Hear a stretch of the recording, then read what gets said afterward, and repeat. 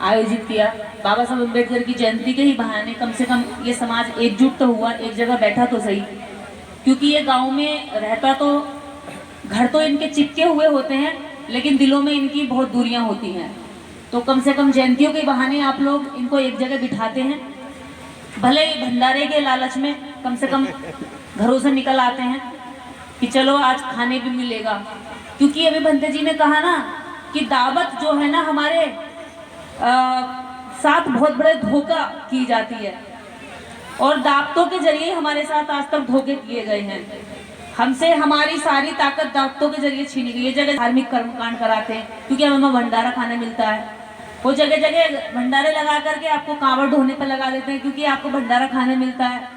वो जगह जगह जागरण कीर्तन करवाते हैं और साथ में हलवा पूड़ी रखवा देते हैं क्योंकि आपको भंडारा खाने मिलता है। तो अब हमारे आयोजक भी मजबूर होकर इस स्थिति पे उतर आए हैं बेचारे, क्योंकि समाज इकट्ठा ही नहीं होता। तो उन्होंने भी सोचा कि चलो भंडारा रख लेते हैं, कम से कम निकलेगा तो घर से। हालांकि ये आपके ही पैसों से बनता है, आपकी मेहनत के रुपया जोड़कर ये तैयार होता है। तो इसको भंडारा ना कहकर ये सामूहिक भोज है, ये हम इकट्ठे होकर के अपने मसीहा की जयंती पर इसको एकजुट होकर खाते हैं, क्योंकि अकेले में तो हम लोग रोज ही खाते हैं। तो आज की बाबा साहब अम्बेडकर जयंती और महामना ज्योतिबा फूले की जयंती सामूहिक रूप से मनाई जा रही है। मैं पहले ज्योतिबा फूले की एक बात कोट करूंगी जो उन्होंने गुलामगिरी में लिखी है कि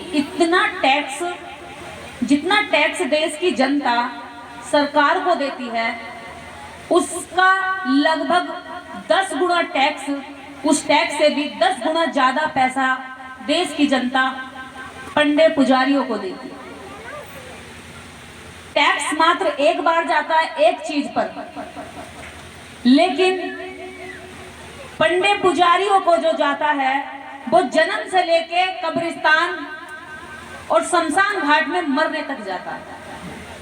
बच्चा आपका पैदा होगा, नाम वो धरने आएगा, मकान आप बनवाओगे, गृह प्रवेश वो करवाने आएगा, बेटी बेटा बड़ा आपने किया, शादी की डेट निकालने पंडा पुजारी आएगा। इतना टैक्स किस देश की सरकार इतना टैक्स आपसे नहीं वसूलती जितना इस देश का पंडा पुजारी आपसे वसूल लेता है। देश की सरकारें जो टैक्स वसूलती है उससे आपके हित में कल्याणकारी कार्य बनते हैं, सड़कें बनती हैं, भवन बनते हैं और नई योजनाएं होती हैं, सिंचाई के लिए काम होते हैं। लेकिन जो हम मंदिरों को और पंडित पुजारियों को देते हैं उसके लिए बदले में कोई भी काम नहीं किया जाता। उसके बदले में क्या काम होते हैं आपको पता है?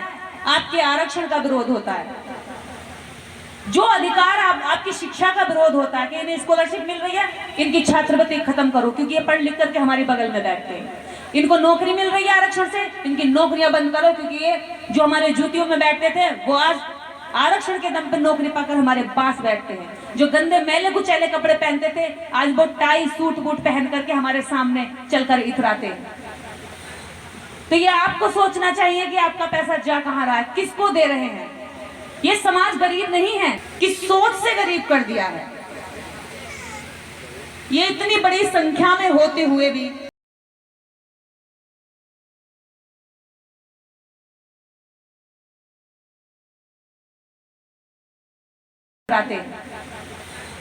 तो ये आपको सोचना चाहिए कि आपका पैसा जा कहां रहा है, किसको दे रहे हैं। ये समाज गरीब नहीं है, किस सोच से गरीब कर दिया है। ये इतनी बड़ी संख्या में होते हुए भी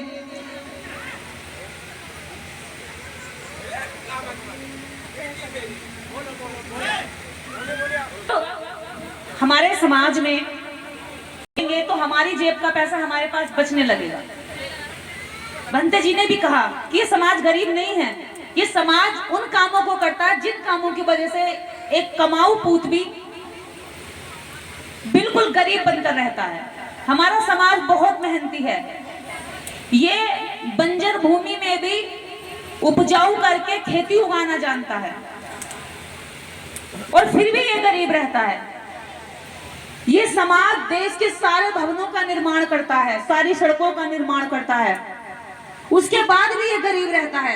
ये सुबह से लेकर रात भर तक मेहनत कर सकता है लेकिन फिर अगले दिन उठकर गरीब हो जाता है।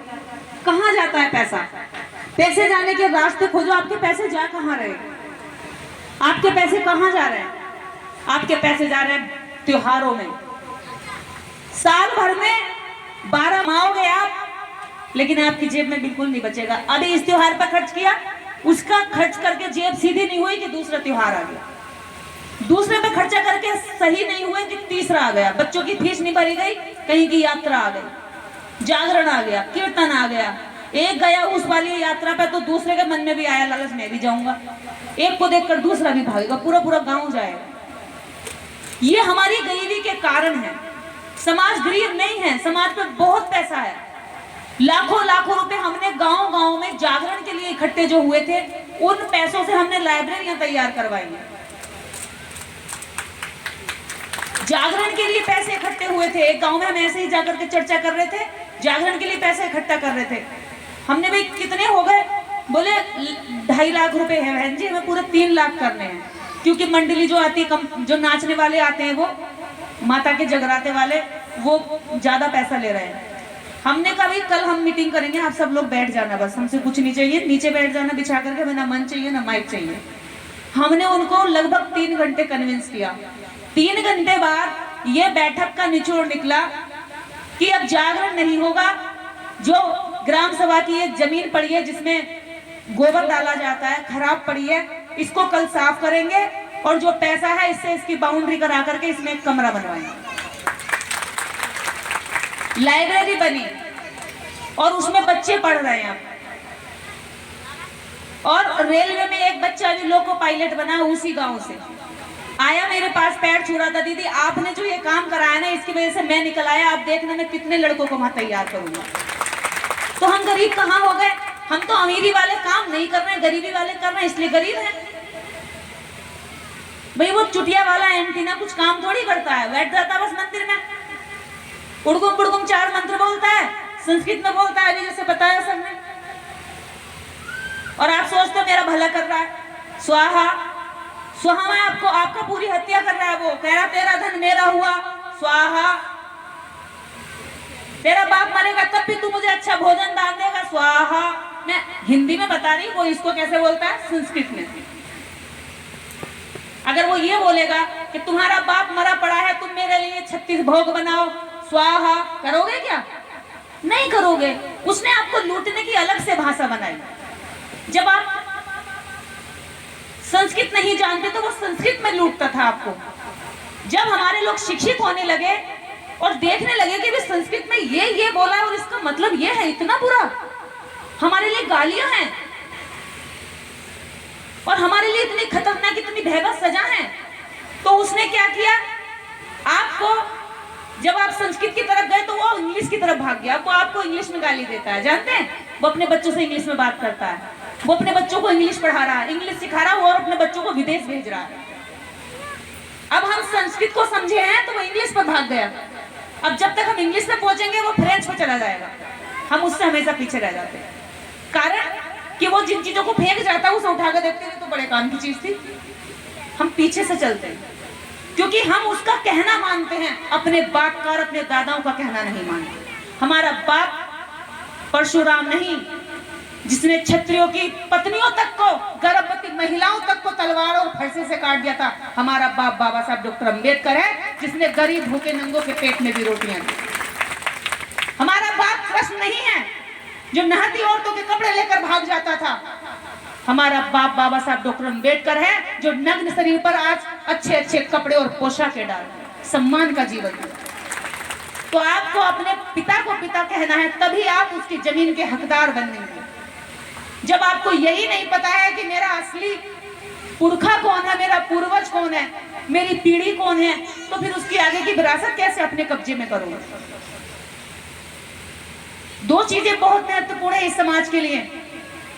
मनुवाद ने जान लिया था जब भारत आजाद हुआ कि अब ये सारे के सारे हाथ से निकल जाएंगे, और हाथ से निकल गए तो हमारा जो धर्म का धंधा है, जो कभी धर्म तो था नहीं लेकिन हमारा धंधा बहुत मजबूत चलता है इन लोगों के दम पर, उसने देखा कि ये पुरुष तो कमाने जाएगा, आजाद हो गया, नौकरियों में भी जाएगा, पढ़ेगा, डॉक्टर बनेगा, इंजीनियर बनेगा, वकील बनेगा, और अगर मजदूरी भी करेगा तो 8 घंटे में हाथ धो करके पैसा ले लेगा। पैसा लेके कहाँ जाएगा मेहनत करने वाला?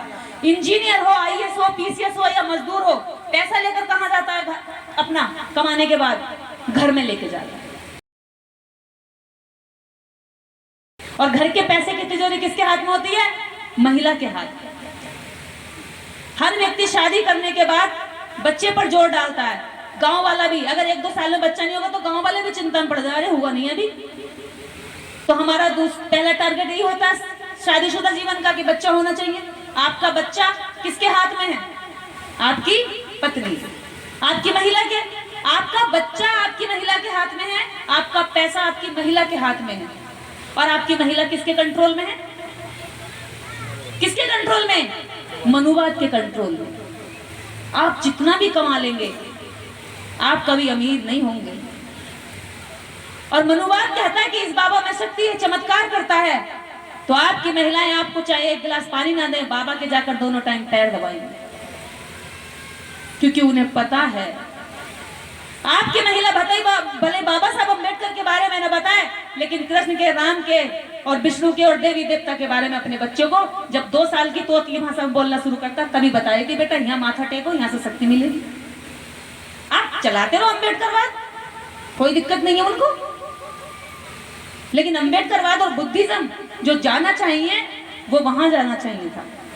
उन्होंने समझ लिया ये मंचों पे चला रहे हैं, और उन्होंने आप मंचों पर देते रहे, वो उनके घरों में घुस गए। अब से 20 साल 40 साल पहले कोई करवा चौथ नहीं होती थी।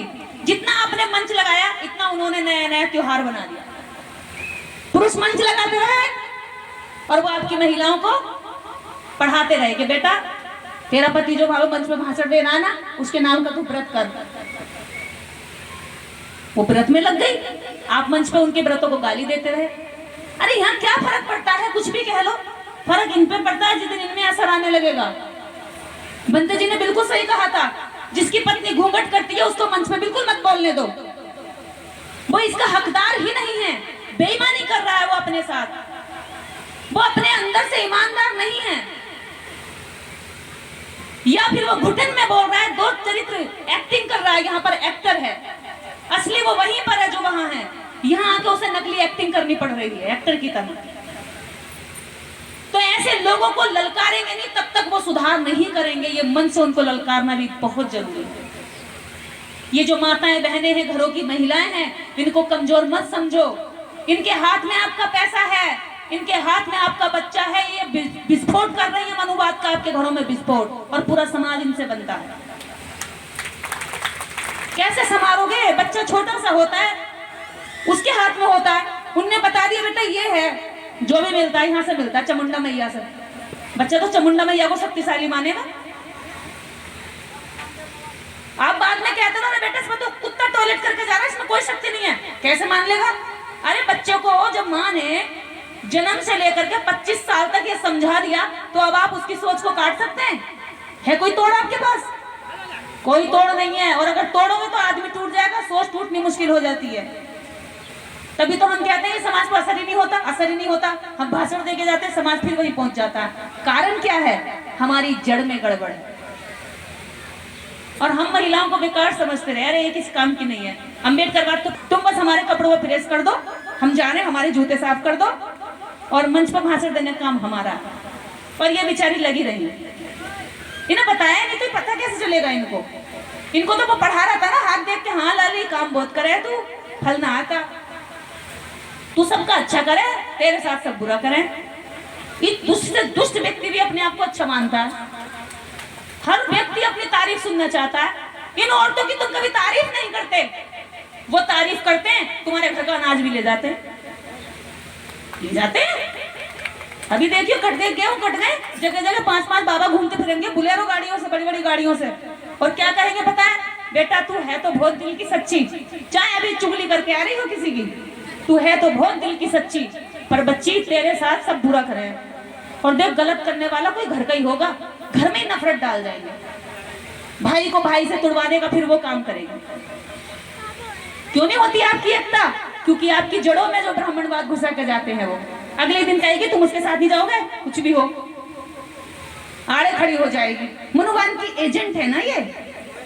तुम क्या सोच रहे हो मिशन को मजबूत कर लोगे? नहीं होगा, फर्जी मिशन चल रहा है। 75 सालों से कहीं नहीं पहुंचे, वहीं पड़े हो, आगे भी पड़े रहोगे, करते रहो।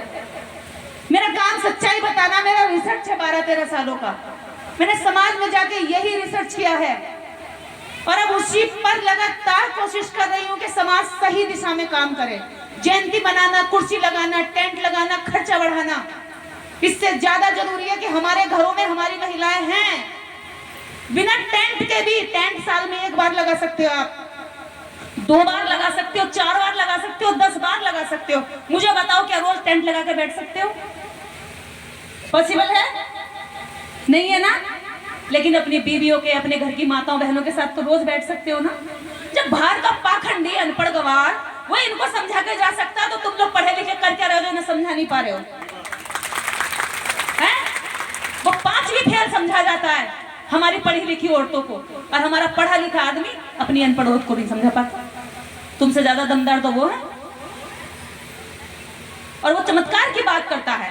33 करोड़ ने एक भी चमत्कार नहीं किया, और एक अकेले अंबेडकर ने इतने चमत्कार कर दिए, जो पैर की जूती थी तो आज बगल से बैठी है कुर्सियों पर। ये ज्यादा चमत्कारी है या वो ज्यादा चमत्कारी है? हैं? तुम्हें कौन बिठाता? तुम्हें कोई कुर्सियों पे नहीं बिठाता। औरतों को कभी कुर्सी पे बैठने का हक नहीं था। औरतों को कभी आदमियों के सामने खुलकर हंसने का हक नहीं था। एक आदमी के घर में 5-5, 10-10, 15-15 कहते थे ना, 100 रानियां थी एक राजा की। जितनी जिसकी ताकत होती थी इतनी रख लेता था। 8-8, 9-9 साल की उम्र में शादियां हो जाती थी, याद है? कोख में बच्चा है और पहले ही तय हो जाती थी कि अगर लड़का हुआ तो मेरे घर में आएगी, वो तुम्हारे लड़का हुआ, मेरी लड़की हुई तो मेरी लड़की तुम ले लेना, तुम्हारी लड़की तो तुम मुझे लड़की दे देना। पहले ही शादियां तय हो जाती थी। जब 9 वर्ष की बच्ची की शादी होगी तो क्या होगा? 14-15 साल वर्ष में मां बन जाएगी वो। 35 वर्ष भारत की औसतन आयु रही है पुरुषों की और महिलाओं की, क्योंकि 25 साल तक उनके 3-3, 4-4 बच्चे, और 30 साल तक कमर झुक जाती थी, बूढ़े हो जाते थे, मरीज से हो जाते थे, और 35 साल में इस देश के नौजवानों की जीवन लीला समाप्त हो जाती। बाबा साहब अंबेडकर ने आज तुम्हारी औसतन आयु 35 वर्ष नहीं, 80, 80, 90 वर्ष कर दी है, तो इससे ज्यादा चमत्कारी कौन हो सकता है? बताओ, कौन हो सकता है चमत्कारी? औरतों के अगर बच्चा नहीं होता था तो दूसरी शादी करने के लिए आदमी ढूंढते थे कि भैया अब दूसरी बहू ढूंढ लो, इससे बच्चा नहीं हो रहा।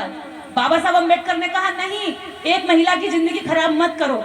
बच्चा ना होने पर तुम एक बच्चा गोद ले लो। तो आपको गोद लेने का अधिकार बच्चे का, ये बाबा साहब अंबेडकर ने दिया। पति लूला हो, लंगड़ा हो, काड़ा हो, अपराधी हो, कितना भी बुरा हो, मारता छेदता पीटता हो, आप उसको कभी छोड़ नहीं सकती थी। लेकिन आज जब आपकी बेटियों की शादी होती है और आपका दामाद तंग कर फैसला करा दो, कोर्ट में जाएंगे, कहां भागते हो? कोर्ट में। और कोर्ट के डर से वो कई बार सुधर भी जाता है। तो ये ताकत किसने दी तुम्हें?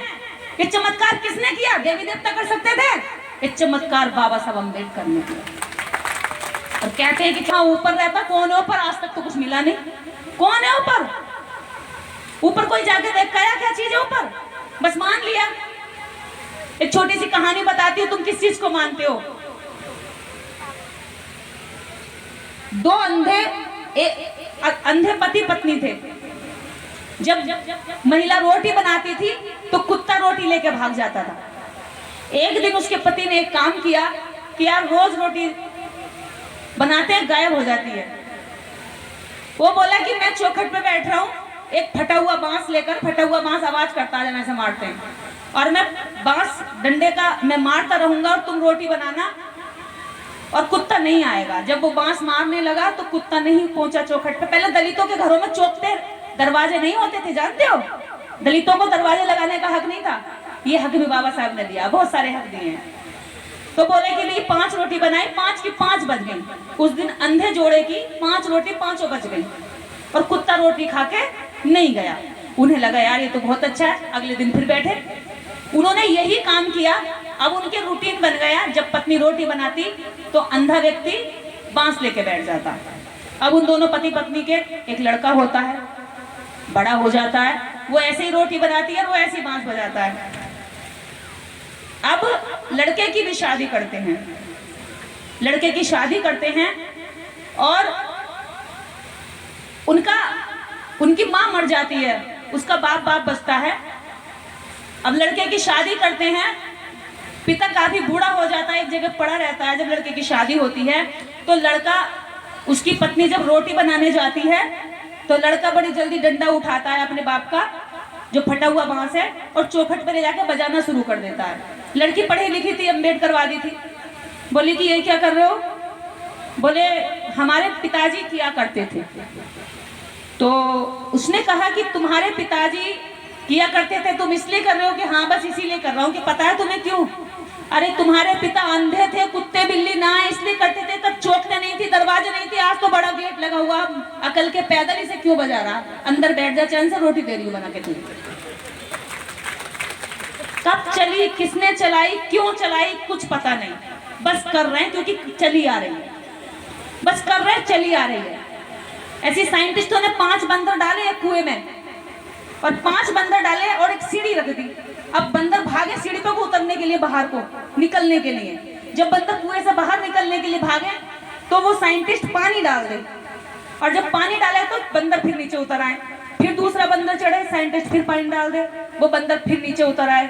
फिर तीसरा चढ़ने की कोशिश करे, कुछ दिन बाद फिर पानी डाल दे, वो उतर आए।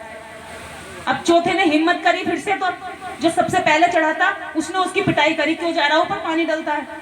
वो नीचे उतर आया। कुछ दिन बाद फिर एक ने और हिम्मत करी, उन चारों ने पकड़ा उसकी टांग और खींच ली और खूब मार पड़ी। अरे क्यों जा रहा ऊपर, पानी डलता है। अब बहुत समय हो गया, 5 उसमें रहे, कभी निकलने की कोशिश नहीं की। सीढ़ी लगी हुई थी, सीढ़ी लगी हुई थी कुएं में, लेकिन 5 में से किसी ने भी कोशिश नहीं करी बाहर निकलने की, क्योंकि उन्हें पता था पानी डल जाता है। अब साइंटिस्टों ने क्या किया, वो 5 बंदर एक करके एक बंदर निकाला और 2 बंदर डाले, एक बंदर निकाला 2 बंदर डाले। जब नया वाला बंदर ऊपर चढ़ने लगा तो पुराने वाले बंदरों ने उसको पकड़ा और फिर थप्पड़ मारे, उसके टांग पकड़ के नीचे खींच लिया और उसको बहुत पिटाई करी। बोले फिर उन्होंने, अब लास्ट समय ऐसा है कि जो पुराने 5 बंदर थे वो सब निकाल लिए और अब सारे नए डाल दिए। अब नए बंदरों को यह नहीं पता था कि ऊपर चढ़ने की क्या परेशानी है, लेकिन उन्हें यह पता था जब ऊपर चढ़ते हैं तो नीचे वाले बंदर पिटाई करते हैं। अब ना पानी डल रहा था, ना ऐसी कोई दिक्कत थी, और ना वो पुराने वाले थे जिनके ऊपर पानी डला था, लेकिन फिर भी परंपरा बन गई कि ऊपर चढ़ने से पिटाई होती है, इसलिए कोई नहीं चढ़ा सीढ़ी होते हुए भी। तो आज ये हमारा समाज वैसा ही है, आज इन परंपराओं से निकलने के लिए हमें कोई नहीं बांध रहा, लेकिन फिर भी खंबे की तरह चिपक के कह रहा है हमें छोड़ नहीं रहा। अरे तुम चिपके पड़े हो इन कुप्रथाओं से, ये तुम्हें नहीं पकड़े हुई है।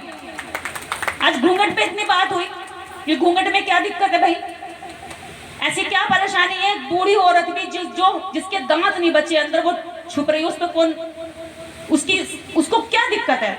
कोई आदमी देखेगा छेड़ेगा? चलो मान लो ज्यादा सुंदर है इस वजह से सोचते हो कि मेरी बहू पर नजर पड़ेगी। अरे एक बुजुर्ग माँ बेचारी जो कमर झुक के चल रही है लेकिन फिर घूंघट नीचे कर लेती है। हमेशा घूंघट सास जेठ से और ससुराल पक्ष से क्यों किया जाता है? जब भारत के अंदर दलितों के घर में दुल्हन आती थी तो यहाँ ऐसी प्रथा थी कि पहली रात पर बड़े घराने जो ऊंची जाति के लोग होते थे, एक दिन के लिए हमारी दुल्हन को अपने घर पर रखते थे शुद्धिकरण के नाम पर।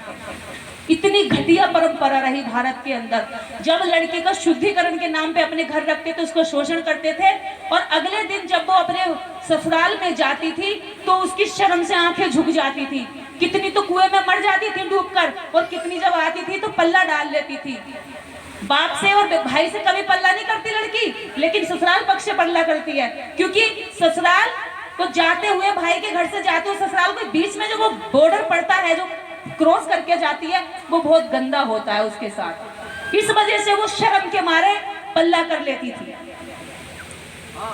और क्या आज हमारे साथ ऐसा होता है? अभी भी आप देखेंगे शादी की पहली रात, आपकी तरफ भी शादी होगा, पहली रात लड़की को उस कमरे में नहीं बिठाई जाने वाली होती है, पहली रात कहीं और करते हैं ना, इधर तो चाचा ताई के बिठाते हैं। अभी भी थोड़े निशान उसके अभी भी है यहाँ, इससे देख सकते हो तुम।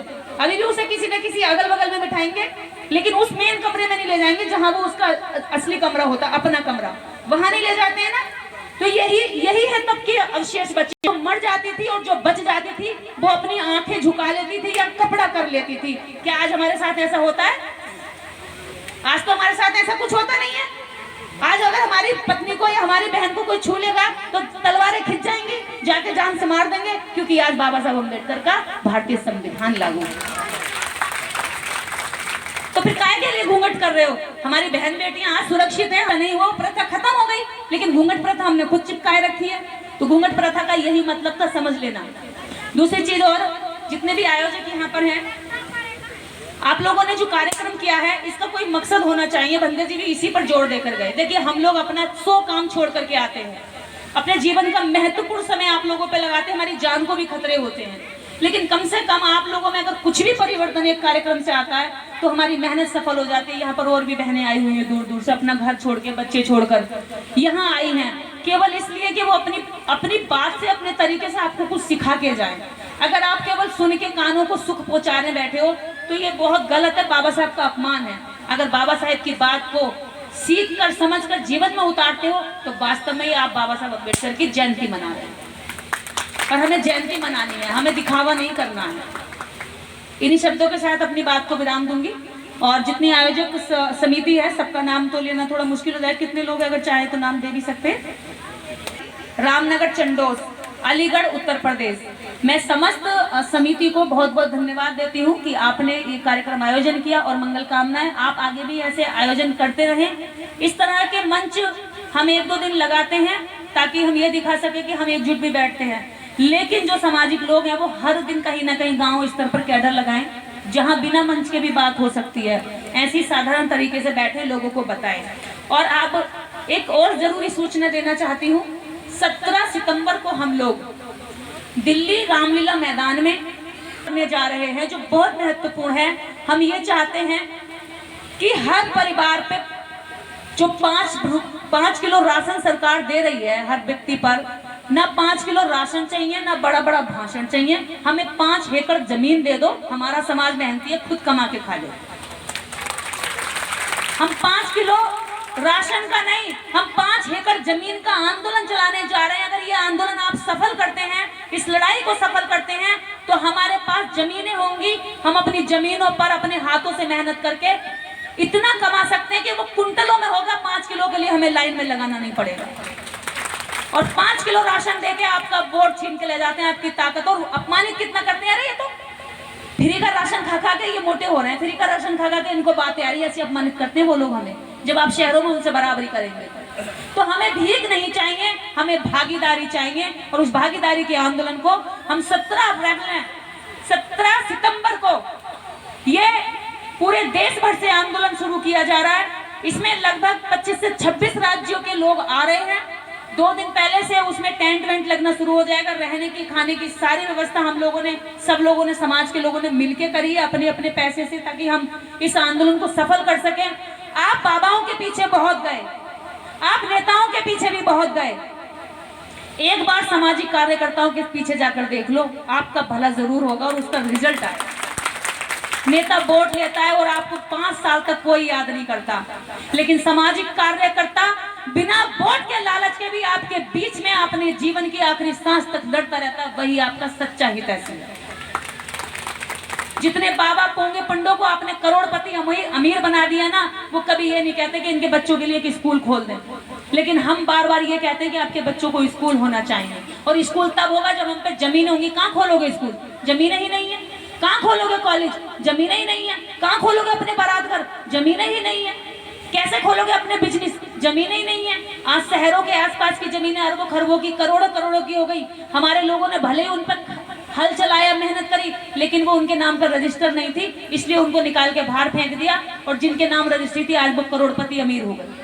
क्यों हो गए? क्योंकि उनके नाम पर जमीनें थी। अगर ये जमीनें हमारे लोगों के नाम पर होती तो हमारे लोग भी अमीर होते, करोड़पति होते, उसके मिले पैसे से बिजनेस खोल सकते थे, अपने बच्चे को विदेश पढ़ने भेज सकते थे, डॉक्टर इंजीनियर बना सकते थे। लेकिन उन पर कुछ है ही नहीं।